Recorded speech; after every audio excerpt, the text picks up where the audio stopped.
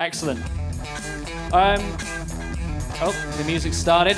Well, that means we got to applaud Tim as he comes to the stage. Hey!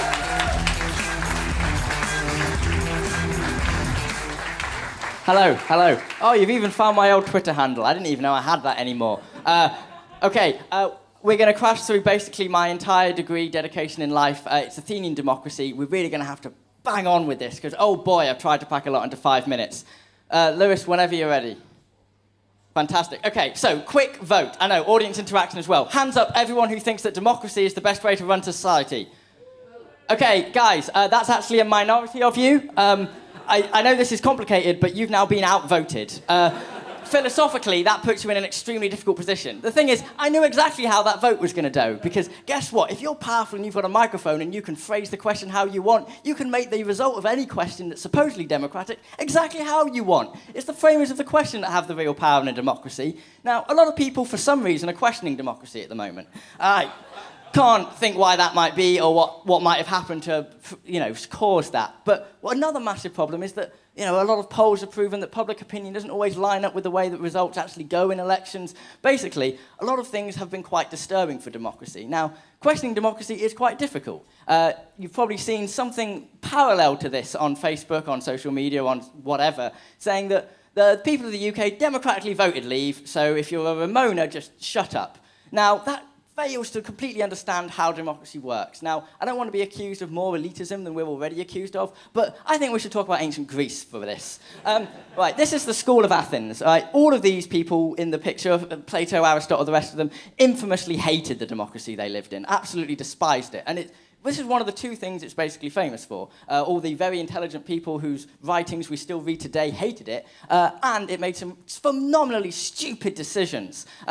One of those decisions is to build a huge empire. Democracy, we have this sort of modern liberal notion that democracies don't go to war. Athenian democracy loved going to war. They loved fighting wars. They absolutely hated basically any system that was any kind of threat to them, and war was very profitable for ordinary citizens. Now, if that's all you're going to use ancient democracy for, I think you're being a bit historically lazy. We don't have to go back nearly as far to think of cases where the majority of people were just dead wrong about something. Desegregation of American schools was incredibly unpopular. It had to be forced on a population that didn't want to accept it. It was phenomenally the best thing to do. Now, democracy, unfortunately, being questioned isn't something that only happens from the left or from intellectuals. In fact, Donald Trump is quite keen on questioning the legitimacy of his own victory. And this whole process really makes me think of Aristotle, obviously, because the thing is that election by voting is actually quite aristocratic.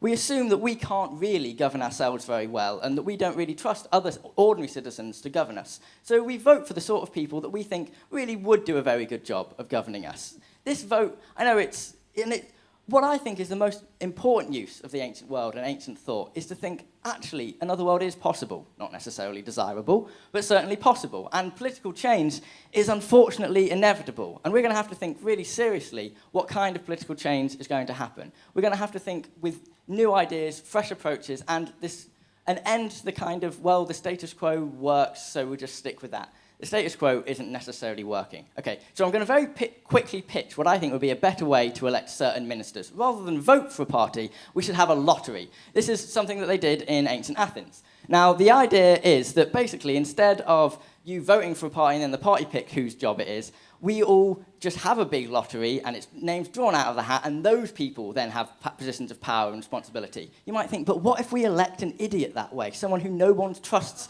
with any kind of governing authority whatsoever? What would happen then?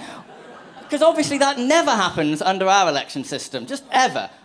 Well, okay, obviously we can do some things to mitigate this. Firstly, we can shorten term times down, so you only have, a year to muck things up. Then we can make it so that there's another organisation that really examines the people when they come out of office, so that they haven't been corrupt, they haven't done anything stupid, they haven't acted aggressively against the interests of ordinary people. And then, really, it's a question of, do you trust other citizens?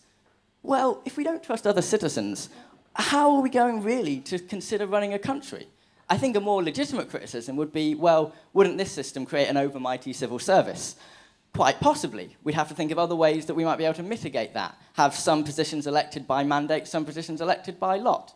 Now, If we don't trust ordinary citizens to have good judgment, how can we trust them to judge the judgment of others? That's such a higher order skill, I've had to visualise it lamely.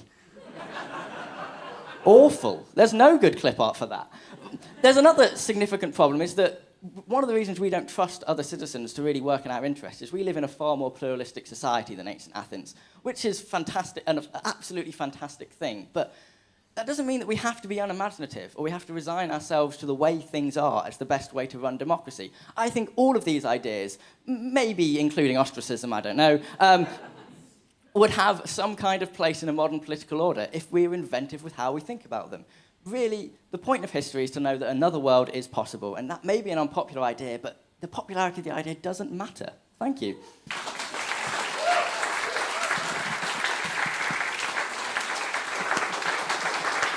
Excellent work, Randy.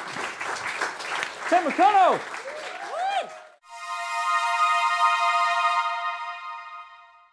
Thanks for watching. If you enjoyed this video, you can see others on the Bettakultcha YouTube channel. Subscribe now and you'll be notified when new ones are uploaded.